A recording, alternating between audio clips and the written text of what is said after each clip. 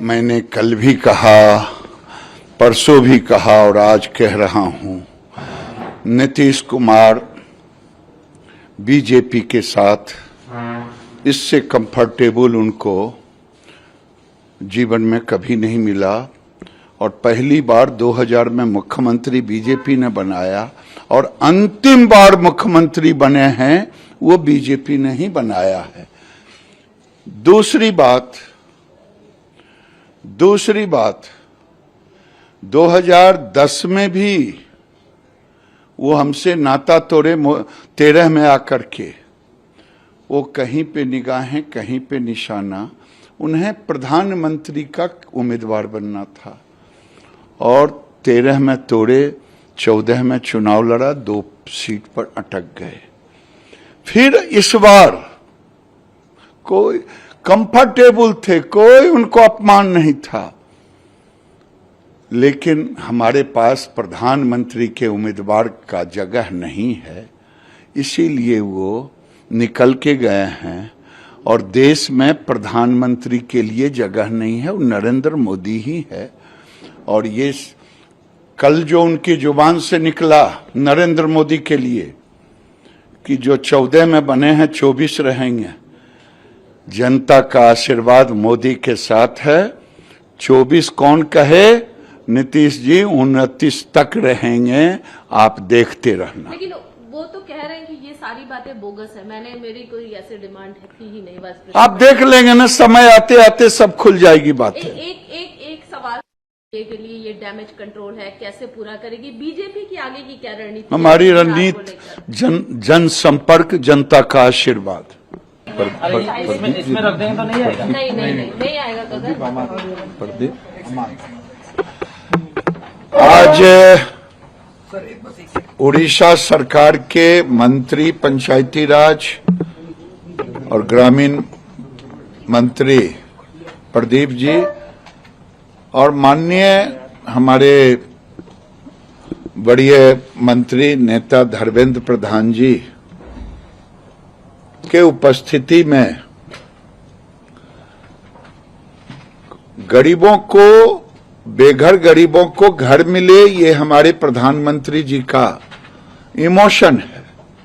लेकिन दुर्भाग्य से उड़ीसा में ट्रांसपेरेंसी की कमी रहा, जिसके कारण कई त्रुटियां पाया गया। लेकिन आज धर्मेंद्र जी के सामने इन बातों का तय हुआ है कि आने वाले दिन में ट्रांसपेरेंसी हो, मॉनिटरिंग हो, गरीबों को, उचित लोगों को घर मिले और जो अपात्र हैं वो उससे निकाले जाए और कोई गरीब उसमें ना बचे।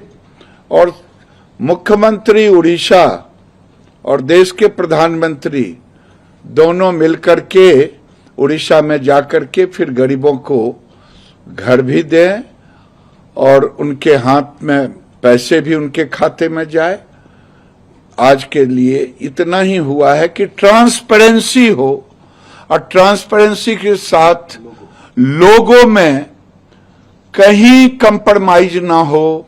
जो भारत सरकार का प्रधानमंत्री आवास है उस पर प्रधानमंत्री आवास का ही लोगो होगा।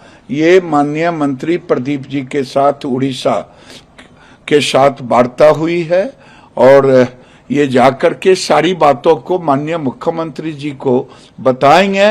और आगे जब माननीय मुख्यमंत्री जी और माननीय मंत्री जी मिलकर के मुझे पत्र देंगे, तब मैं सारे जो उड़ीसा के लिए बचे हुए घर जो गरीब के हैं, वो 8 लाख के लगभग करीब घर होंगे जो मैं घर दूंगा। मैं धर्मेंद्र जी को धन्यवाद देता हूं कि उन्होंने कहा, मुझे आश्वस्त किया है कि मैं मुख्यमंत्री से भी मिलूंगा और मिलकर के आपके ट्रांसपेरेंसी को पूर्ण रूपेण लागू कराऊंगा। आज के लिए इतना। सर, सेंट्रल टीम जो गए थे वो तो भी जांच में पाया गया था कि वहां पे ट्रांसपेरेंसी नहीं हुआ था, तो उसके ऊपर सर कोई कार्रवाई, मतलब कुछ बात हुआ? अब देखिए, अब मैं क्या कहूं, उन सारी चीजों को कहूंगा तो मुझे भी पीड़ा होगी और धर्मेंद्र जी और माननीय प्रदीप जी इन लोगों को भी पीड़ा होगी। बहुत अनियमितता निकला। जो हनी प्रभावित थे, फनी प्रभावित जो आया था, उसमें लगभग 1.25 लाख घरों को, और जब हम यहां से टीम भेजा, क्या कहें, मुझे पीड़ा है, 37% जो चिन्हित किए गए घर उसमें डिफेक्ट पाए।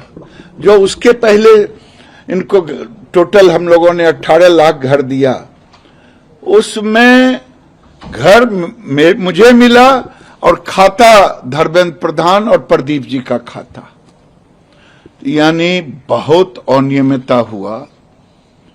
और उन अनियमितता के कारण ही एटीआर से भी हम लोग संतुष्ट नहीं हुए। लेकिन अब मैं उन बातों को दरकिनार नहीं करते हुए, बल्कि इन्होंने आश्वस्त किया है माननीय मंत्री जी ने, उनके सेक्रेटरी ने, कि हम आगे उन गलतियों को सुधार करने का काम करेंगे और आगे कोई गड़बड़ी नहीं होगी, ऐसा आश्वस्त।